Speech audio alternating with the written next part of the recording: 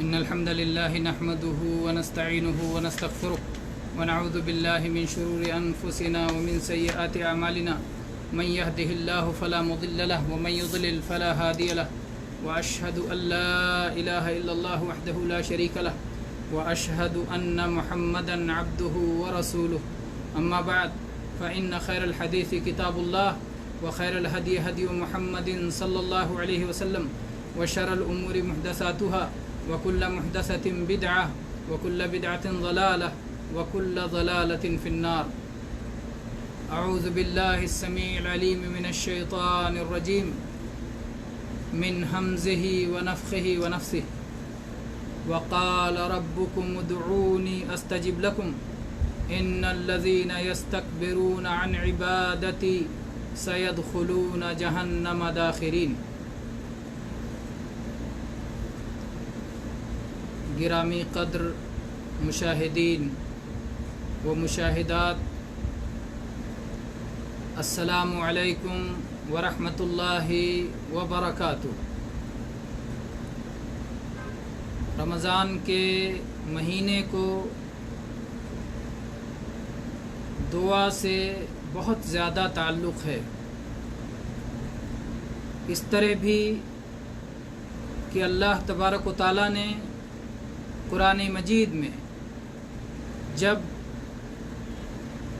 صیام رمضان کے مسائل کا ذکر فرمایا تو انہی مسائل کے دوران اللہ تبارک و تعالیٰ نے دعا کا بھی ذکر کیا۔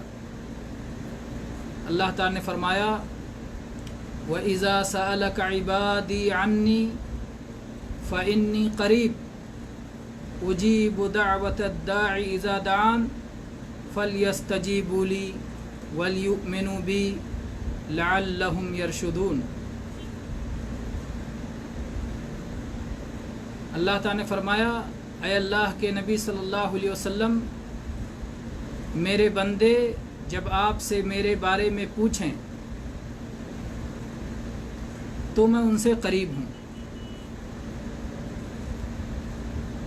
میں پکارنے والے کی پکار کو سنتا ہوں، میں دعا کرنے والے کی دعاؤں کو سنتا ہوں۔ اللہ تبارک و تعالیٰ نے اپنی قربت کا اور اپنی دعاؤں کے سننے کا اور اپنی قبولیت کا ذکر فرمایا۔ اور ایک نقطہ جو اہل علم نے ذکر کیا ہے کہ عام طور پر قرآن پاک کا اسلوب بیان یہ ہے کہ جب کسی سوال کا اللہ تبارک و تعالیٰ ذکر فرماتا ہے کہ بندے ایسا پوچھتے ہیں تو اللہ کے نبی کریم صلی اللہ علیہ وسلم کو حکم دیتا ہے کہ آپ میرے بندوں کو میری طرف سے یہ جواب دے دیجئے۔ مثلا اللہ تعالیٰ نے فرمایا یسألونک عن الأہلہ قل ہی مواقیت للناس والحج۔ یسألونک عن الأہلہ، لوگ آپ سے ہلال کے بارے میں، چاند کے بارے میں سوال کرتے ہیں۔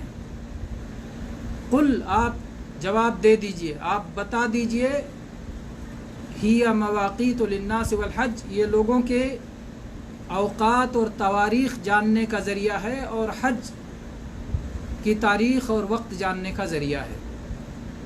تو قل کہا اللہ تعالیٰ نے۔ ایسے ہی یسألونک عن المحیض قل ہوا اذن، وہ آپ سے حیض کے بارے میں سوال کرتے ہیں، قل آپ کہہ دیجئے ہوا اذی، وہ ایک تکلیف دہ چیز ہے۔ یسألونک ماذا ينفقون، وہ لوگ آپ سے پوچھتے ہیں کیا خرچ کریں، قل العفو، کہہ دیجئے جو اپنے مال سے اپنی ضرورت سے زائد ہے اسے خرچ کریں۔ اب آپ دیکھیں جگہ جگہ سوال کے بعد اللہ تعالیٰ فرماتا ہے قل قل قل، آپ کہہ دیجئے، آپ کہہ دیجئے، آپ کہہ دیجئے۔ اللہ تعالیٰ نے اپنے پیغام کو، اپنے جواب کو پہنچانے کے لیے محمد الرسول اللہ صلی اللہ علیہ وسلم کو واسطہ بنایا۔ لیکن جب دعا کا ذکر کیا تو اللہ تعالیٰ نے فرمایا وَإِذَا سَأَلَكَ عِبَادِي عَنِّي، اور جب میرے بندے آپ سے میرے بارے میں پوچھیں فإنی قریب، تو میں بے شک بلا شک و شبہ یقیناً میں قریب ہوں۔ یہاں قل اللہ تعالیٰ نے نہیں کہا کہ آپ کہہ دیجئے میں قریب ہوں، اللہ نے قل کو حذف کر دیا، یہاں سے واسطہ کو حذف کر دیا، دعا میں واسطہ نہیں رکھا، وسیلہ نہیں رکھا، اللہ قریب ہے۔ فإنی قریب اجیب دعوت الداعی، میں پکارنے والے کی پکار کا جواب دیتا ہوں، والے کی دعا کو سنتا ہوں۔ اللہ نے واسطہ ختم کر دیا۔ اللہ کے نبی کریم صلی اللہ علیہ وسلم تبلیغ میں واسطہ ہیں، لیکن حق پہنچانے کے بعد جب بندے کو عبادت کا وقت آتا ہے، اللہ کو پکارنے کا وقت آتا ہے، تو اللہ کے نبی کریم صلی اللہ علیہ وسلم اس وقت واسطہ نہیں ہیں۔ خاص طور سے دعا میں اللہ تبارک و تعالیٰ چاہتا ہے کہ بندے واسطہ اور وسیلے کی گمراہی میں نہ پڑیں۔ وسیلے کی گمراہی سے بچانے کے لیے اللہ نے یہاں انداز ہی بدل دیا، قل کا لفظ حذف کر دیا۔ قرآن پاک میں جب کہیں کوئی لفظ ہٹایا جاتا ہے یا بڑھایا جاتا ہے تو وہ اپنا ایک مدلول رکھتا ہے، ایک معنی رکھتا ہے، ایک حکمت رکھتا ہے۔ تو یہاں جو قل درمیان سے ہٹا دیا گیا، اس کی اہل علم نے حکمت یہ بتائی ہے کہ دعا میں وسیلہ نہ ڈھونڈتے پھرو، دعا کرنا ہے ڈائریکٹ اللہ کو پکارو، ڈائریکٹ اللہ سے مانگو۔ اللہ تبارک و تعالیٰ کو دنیا کے بادشاہوں کی طرح خیال نہ کرو جن کی سماعت کمزور ہے، جو سب کی بات سن نہیں سکتے، جن کو واسطوں اور وسیلوں کی ضرورت ہوتی ہے۔ امیر و وزیر جو بادشاہوں تک پہنچائیں گے وہ بادشاہوں کو پہنچے گا، لیکن اللہ جو بادشاہوں کا بادشاہ ہے، جو شہنشاہ حقیقی ہے، جس کے علاوہ جو بھی شہنشاہ اپنے آپ کو کہے وہ سب سے زیادہ مبغوض اور ناپسندیدہ شخص ہے، اللہ تبارک و تعالیٰ اس کی سماعت تمام چیزوں کو گھیرے ہوئے ہے۔ سبحان الذی وسع سمعہ الاصوات، پاک ہے وہ ذات جس کی سماعت تمام چیزوں کو وسیع ہے۔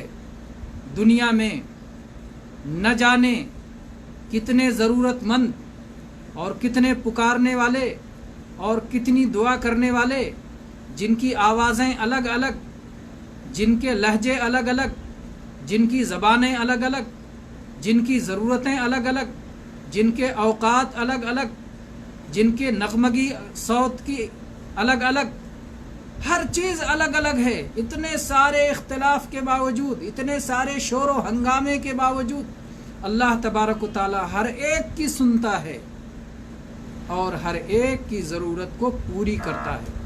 یہ صرف اللہ کی شان ہے، یہ شان اللہ کے سوا کسی اور کو حاصل نہیں ہے۔ اللہ نے یہ بتایا کہ میں سب اپنے ہر بندے کی سنتا ہوں۔ آپ وہ عمر رضی اللہ عنہ کا وہ واقعہ دیکھیں کہ آپ جا رہے تھے، راستے میں ایک عورت نے روک لیا، بوڑھی عورت نے۔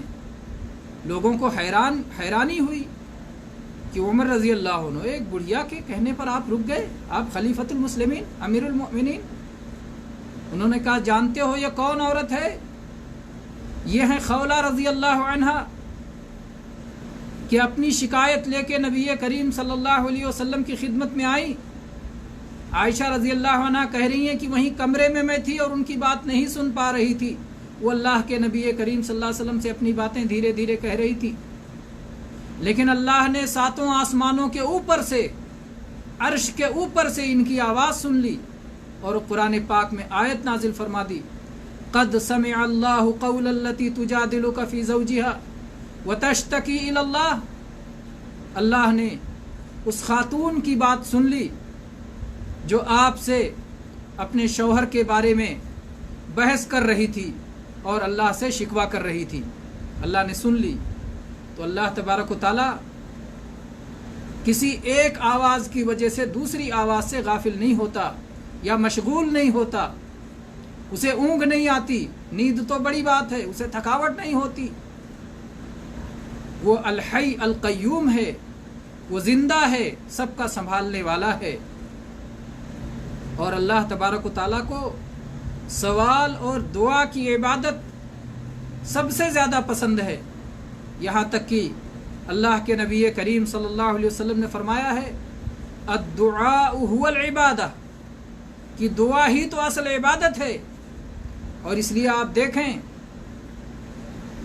دیکھیں کہ جتنی قوموں میں گمراہی آئی، نبیوں اور ان کی قوموں میں جو اختلاف رہا وہ اسی مسئلے میں رہا کہ نبی آ کے کہتے تھے کہ صرف ایک اللہ کو پکارو، اللہ کو چھوڑ کر کسی اور کو نہ پکارو۔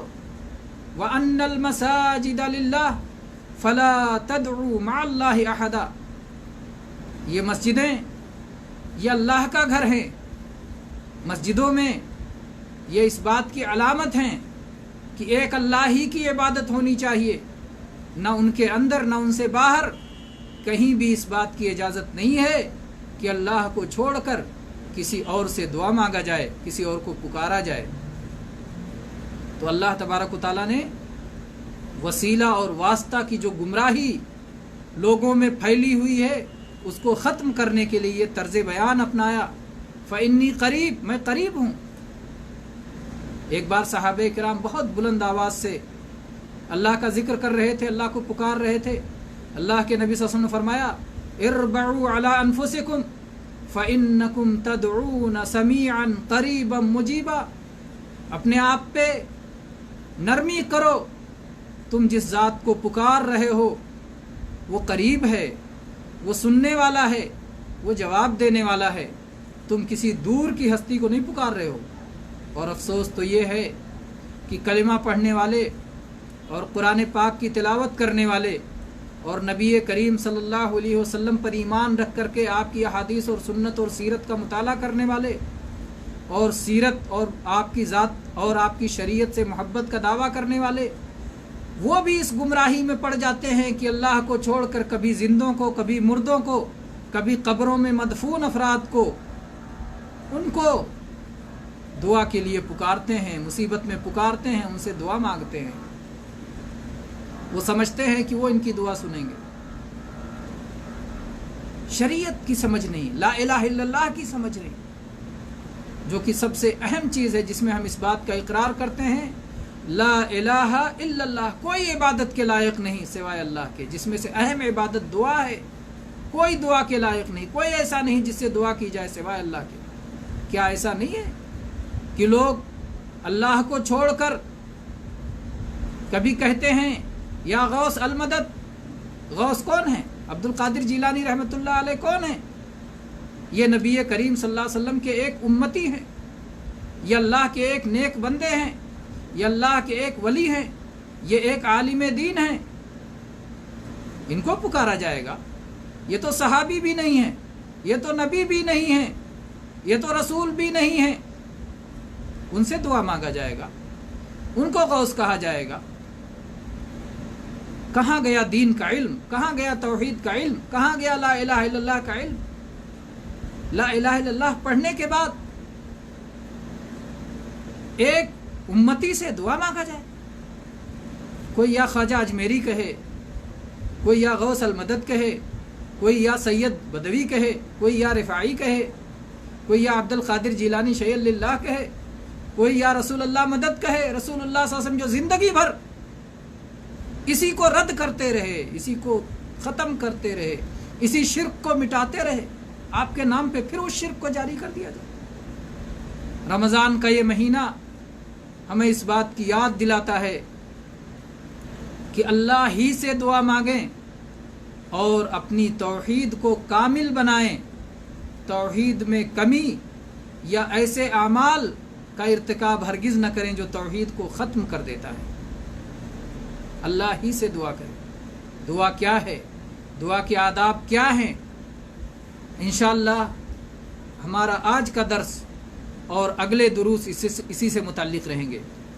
دعا ایک اہم عبادت ہے۔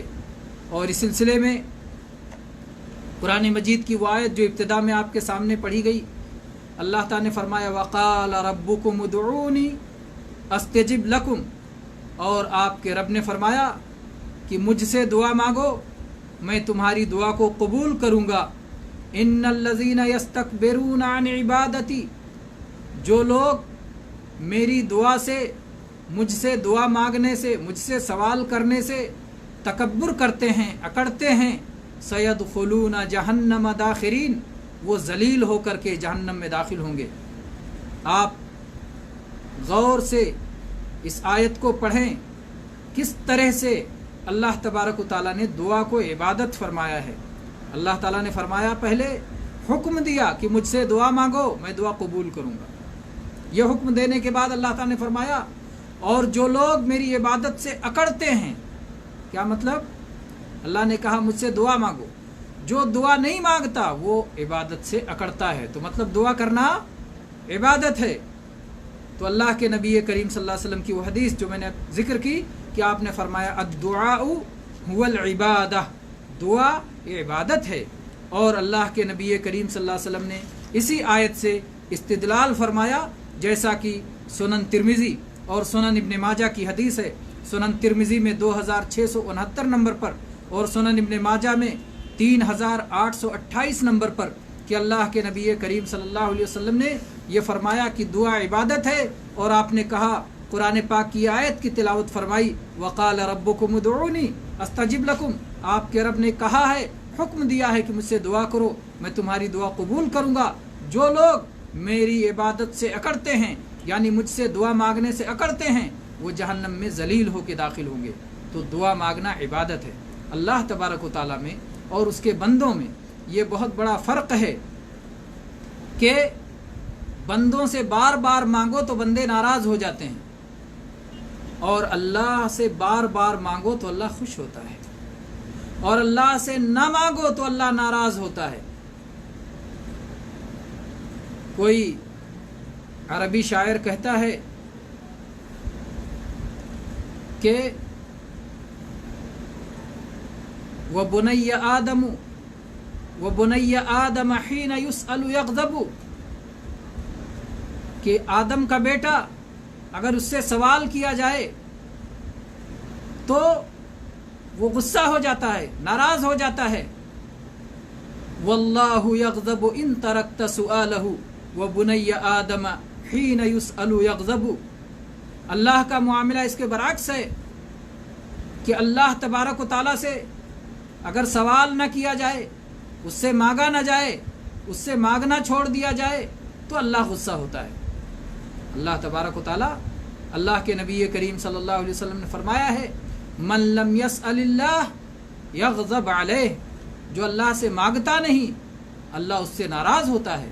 اللہ تعالیٰ نے قرآن پاک میں فرمایا ایھا الناس انتم الفقراء الی اللہ واللہ هو الغنی الحمید، اے لوگو تم سب اللہ کے فقیر ہو اور اللہ تبارک و تعالیٰ غنی ہے، قابل حمد ہے۔ تو سب اللہ کے در کے بھکاری ہیں، انبیاء اللہ کے در کے بھکاری ہیں، رسول اللہ کے در کے بھکاری ہیں، فرشتے اللہ کے در کے بھکاری ہیں، اولیاء اللہ کے در کے بھکاری ہیں، آدم علیہ السلام سے لے کر آخری انسان تک سب اللہ کے در کے بھکاری ہیں، انسان اللہ کے در کے بھکاری ہیں، جنات اللہ کے در کے بھکاری ہیں، اور اللہ وہ غنی ہے اور ایسے خزانوں کا مالک ہے کہ اگر ساری مخلوق، سارے اگلے پچھلے، سارے انسان و جنات سب ایک جگہ اکٹھا ہو جائیں اور سب کو جو مانگنا ہے سب مانگ لیں، سب مانگ لیں، اور اللہ تعالیٰ ان کی تمام مانگ پوری کر دے، اتنا سب کچھ ہونے کے بعد بھی اللہ کے خزانوں میں کوئی کمی نہیں ہوگی الا کما ينقص المخيط اذا ادخل البحر، مگر اتنے ہی جیسے ایک سوئی کو سمندر میں ڈال کے نکالا جائے، سمندر کے پانی میں اس سوئی نے ڈوب کر نکل کے کتنا کم کر دیا۔ ایک سوئی ڈبا کے آپ نے سمندر سے نکال لی، سمندر کے پانی میں کتنی کمی ہو گئی، اتنی بھی کمی نہیں ہوگی اللہ کے خزانوں میں سارے اگلے پچھلوں کو دینے کے بعد. اور دیکھو اللہ نے کتنا دیا ہے. جب سے کائنات بنی ہے آج تک صبح و شام اللہ کتنا لٹا رہا ہے اپنے خزانے سے. کوئی کمی ہوئی ہے؟ کوئی کمی نہیں ہونی. انما امرہ اذا اراد شیئا ان یقول له کن فیکون. اللہ کا معاملہ تو یہ ہے کہ اگر وہ کچھ کرنا چاہے تو کہتا ہے ہو جا، اور وہ چیز ہو جاتی ہے. کن، دو لفظ کاف اور نون، کن ہو جا، اور پھر وہ چیز ہو جاتی ہے. تو اللہ تبارک و تعالیٰ اس عبادت کو بہت پسند کرتا ہے. رمضان میں اللہ تبارک و تعالیٰ کا وعدہ ہے کہ 3 لوگوں کی دعا رد نہیں ہوتی. اس میں سے ایک شخص الصائم حتی یفطر، صوم رکھنے والا بندہ جب تک افطار نہ کر لے تب تک اس کی دعا اللہ تبارک و تعالیٰ رد نہیں فرماتا. اس لیے رمضان کے اس مہینے کو دعا کرنے میں ہمیں زیادہ سے زیادہ استعمال کرنا چاہیے. اپنے اوقات کو دعا میں خرچ کرنا چاہیے، اللہ سے مانگنے میں خرچ کرنا چاہیے، اللہ کا ذکر کرنے میں، اللہ کی یاد کرنے میں، اللہ کی حمد کرنے میں، اللہ کے نبی کے لیے دعا کرنے میں. درود اللہ کے نبی کے لیے دعا ہے. درود اللہ کے نبی کے لیے دعا ہے.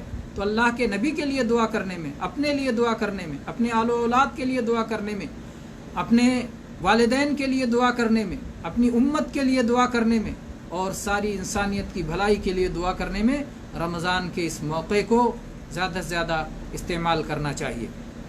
تو یہ دعا کے سلسلے میں پہلی بات یہ یاد رہے کہ دعا عبادت ہے، اور دعا کے کرنے سے، دعا مانگنے سے سب سے بڑا فائدہ جو ہم کو ہوگا وہ یہ ہوگا کہ مقصد حیات کی تکمیل ہوگی. اللہ نے ہم کو یہ زندگی کیوں دی ہے؟ یہ زمین و آسمان کیوں بنایا ہے؟ وما خلقت الجن والانس الا لیعبدون. ہم نے جناتوں کو اور انسانوں کو اس لیے پیدا کیا ہے تاکہ وہ سب میری ہی عبادت کریں.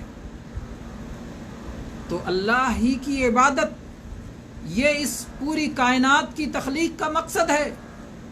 تو جب ہم دعا کرتے ہیں تو اللہ کی عبادت کرتے ہیں، وہ مقصد حاصل ہوتا ہے. توحید جس کے لیے کائنات بنائی گئی، یہ کائنات سجائی گئی، ہم توحید پر عمل درآمد کرتے ہیں جب دعا مانگتے ہیں. تو دعا کی اہمیت اس سے ظاہر ہوتی ہے کہ اس کے ذریعے سے بندہ توحید پر عمل درآمد کرتا ہے. اور اسی طرح سے جو شخص دعا مانگتا ہے، سمجھ کے مانگتا ہے، اللہ کی عظمت کو پہچان کے مانگتا ہے، اپنی بے بسی، لاچاری، مجبوری، بندگی کو پہچان کے مانگتا ہے، اسے جو لذت ملتی ہے، اسے جو سرور ملتا ہے، اسے جو حلاوت نصیب ہوتی ہے، اسے جو مٹھاس ملتی ہے، اس کا دوسروں کو اندازہ نہیں ہو سکتا. چنانچہ اس سلسلے میں امام ابن قیم رحمہ اللہ نے بعض عارفین کا قول ذکر کیا ہے. کہتے ہیں کہ جب مجھے کوئی ضرورت ہوتی ہے اور میں اللہ سے مانگتا ہوں، اللہ سے دعا کرتا ہوں، اللہ سے مناجات کرتا ہوں، تو اللہ کی معرفت کے ایسے ایسے خزانے مجھ پہ کھلتے ہیں. اللہ کے سامنے میں اپنی بندگی، اپنی لاچارگی، اپنی بے بسی کو اس طرح سے پیش کرتا ہوں، اتنا اس میں لطف آتا ہے اپنے آپ کو پہچان کے اور اپنے رب کریم کو پہچان کے کہ میں چاہتا ہوں کہ یہ موقع، یہ مٹھاس، یہ سوال کی لذت، یہ مانگنے کا مزہ یہ جاری رہے، دیر سے دعا قبول ہو تاکہ میں دیر تک اپنے رب سے مانگتا رہوں. تو اس کو تو وہی سمجھ سکتے ہیں جو دعا کے مانگنے کی لذت کو اور اپنے اس مالک کا بندہ ہونے کی لذت کو جو سمجھتے ہیں، وہی اس کو جان سکتے ہیں. تو کہتے ہیں کہ میں چاہتا ہوں کہ دعا دیر سے قبول ہو، میری ضرورت دیر سے پوری ہو تاکہ میں خوب مانگوں اور مانگتا رہوں اور یہ حالت میری برقرار رہے. اسی طرح سے دعا وہ اہم چیز ہے کہ یہ تقدیر بدل دیتی ہے. علامہ اقبال نے کسی شعر میں کہا ہے، نگاہ مرد مومن سے بدل جاتی ہیں تقدیریں. کاش انہوں نے اس حدیث کو سامنے رکھتے ہوئے یوں کہا ہوتا، دعائے مرد مومن سے بدل جاتی ہیں تقدیریں۔ ایمان والے کی دعا سے تقدیر بدلتی ہے۔ چنانچہ سنن ترمذی میں 2139 نمبر پر، اور علامہ البانی رحمہ اللہ نے سلسلہ صحیحہ میں 154 نمبر پر اس حدیث کو صحیح قرار دیا ہے۔ اللہ کے نبی صلی اللہ علیہ وسلم نے فرمایا، لا يرد القضاء الا الدعاء ولا يزيد في العمر الا البر، کہ دعا کو، اللہ کے فیصلے کو، اللہ کی تقدیر کو کوئی چیز ٹال نہیں سکتی سوائے دعا کے۔ دعا ایسی چیز ہے جو اللہ کی فیصلے کو ٹال دیتی ہے، اللہ کی تقدیر کو بدل دیتی ہے، اور عمر کوئی چیز زیادہ نہیں کرتی سوائے حسن سلوک کے۔ ماں باپ کے ساتھ حسن سلوک ہو، رشتہ داروں کے ساتھ صلہ رحمی ہو، یہ چیز عمر میں اضافہ کرتی ہے۔ تو دعا سے تقدیر بدل جاتی ہے، یہ اللہ کے نبی کریم صلی اللہ علیہ وسلم نے فرمایا ہے۔ جب اللہ تبارک و تعالیٰ کسی بندے کی تقدیر میں خیر لکھے رہتا ہے تو اس کی تقدیر میں یہ بھی لکھ دیتا ہے کہ یہ بندہ دعا کرے گا، اللہ سے عاجزی کرے گا، اور اس کی تقدیر بدل دی جائے گی۔ تو اصلاً جو اللہ کے پاس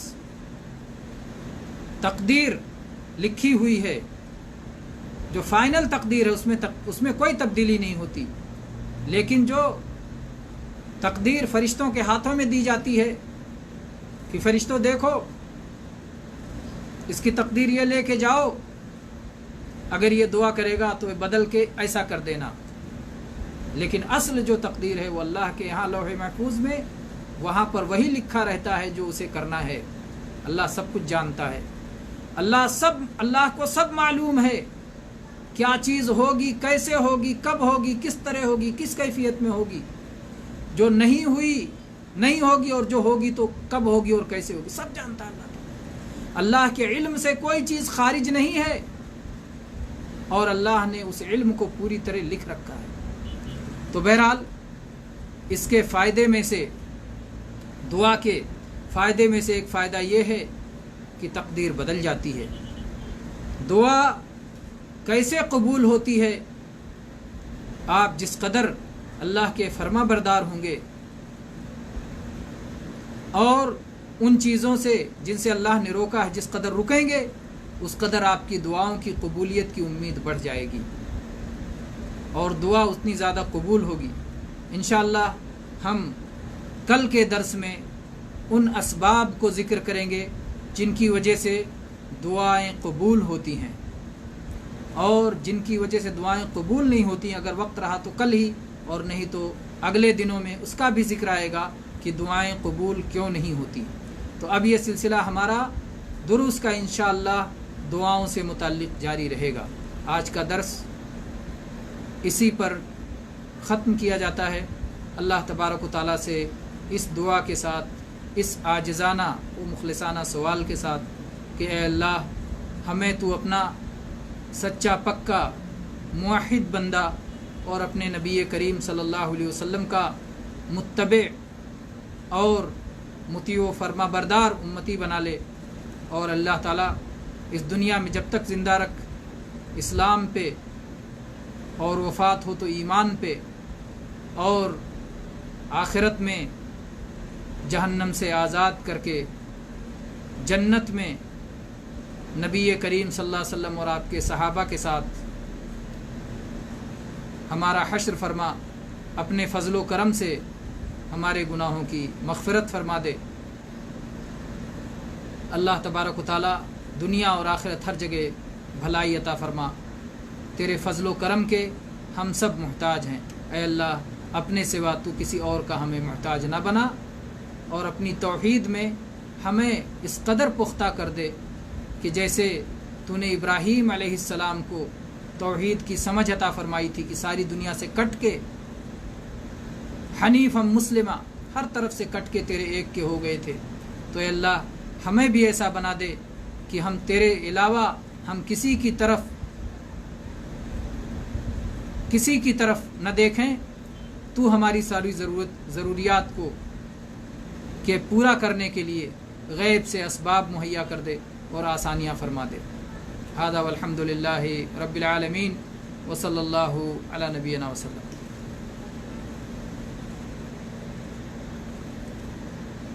ہمارے پروگرام کا اگلا حصہ ہمارے 3 خوش نصیب مشاہدین جو کہ پہلے اور دوسرے اور تیسرے نمبر پر اپنا کمنٹ لکھتے ہیں۔ پہلے نمبر پر نذیر کوثر صاحب، دوسرے نمبر پر عبدالغفور قیصر صاحب اور تیسرے نمبر پر راشد خان صاحب۔ اللہ تبارک و تعالی آپ سب کو ہر خیر میں سبقت لینے والا بنائے اور اس نیکی کی برکت سے اللہ تبارک و تعالی آپ کے دنیا اور آخرت کے تمام معاملات بہتر سے بہتر بنا دے۔ اس کے بعد ہم تیزی سے اپنے ان احباب کا بھی ذکر کر دیتے ہیں جو کہ کمنٹ لکھنے میں شریک ہیں۔ محمد عارف صاحب، کلیم غوری صاحب، فاطمہ خان صاحبہ اور محمد شمشیر صاحب، آفتاب تونسے، قدیر خان پٹھان، سید عمر فاروق،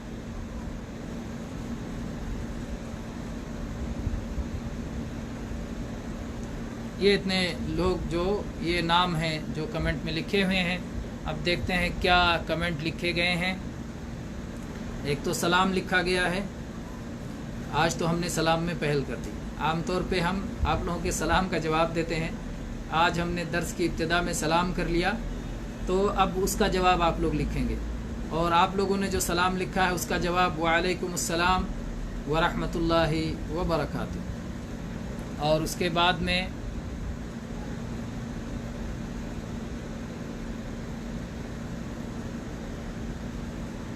قیصر صاحب نے سارے لوگوں کو، سارے بھائیوں کو محبت اور پیار بھرا اور ادب سے سلام اور خوش آمدید لکھا ہے۔